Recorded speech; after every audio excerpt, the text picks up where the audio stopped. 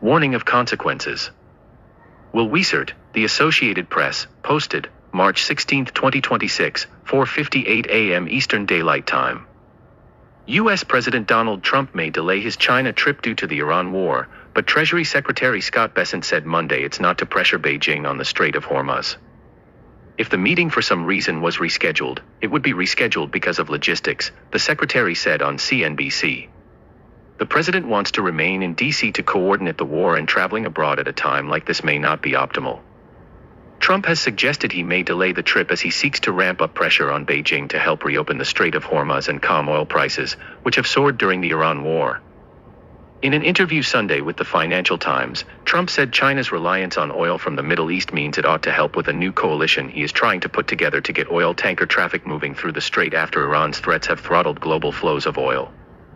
Trump called for a coalition of nations to help reopen the vital shipping route, specifically naming China, UK, Japan, France, and South Korea.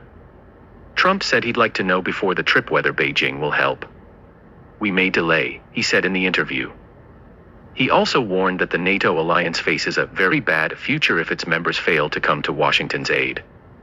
Countries wary over Trump's call. Trump's call drew a wary response from allies, who voiced support for diplomatic efforts to reopen the route but signaled caution about the possibility of military action. Japan said it had no plans to dispatch naval vessels to the strait, and Australia, which has said it would send a military surveillance aircraft and missiles to help defend the UAE, said it would not send its navy. Germany's defense minister Boris Pistorius ruled out his country's participation in any military activity in the Iran war, including efforts to reopen the strait. "This is not our war, we have not started it." Italian Foreign Minister Antonio Tajani said on Monday that diplomacy was the right way to solve the crisis in the strait and there were no naval missions Italy is involved in that could be extended to the area. Watch